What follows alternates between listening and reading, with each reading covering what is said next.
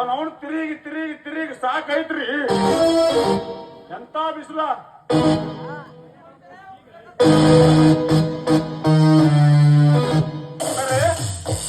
ಸೌಕರ್ಯ. ಆ ಸಿದ್ದಪ್ಪನ ಮನೆಗೆ ವಸೂಲಿಗಂತ ಹೋಗಿದ್ರಿ. ಅವನ್ ಹೊಲ್ದಾಗ ಮಳಿಗೆ ಬಂದಿಲ್ಲತ್ರಿ. ರೊಕ್ಕ ಮುಂದಿನ ವರ್ಷ ಕೊಡ್ತಾ ಇಲ್ಲತ್ತನ್ರಿ.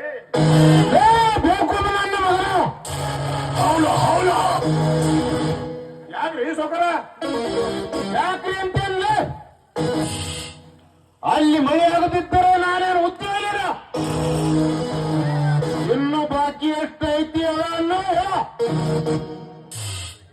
2 ಲಕ್ಷಕ್ಕ 5 ವರ್ಷಕ್ಕ 64 ಲಕ್ಷ ಐತ್ರಿ ಸೌಕರ. 64 ಲಕ್ಷ ಆಗೈತ್ರಿ.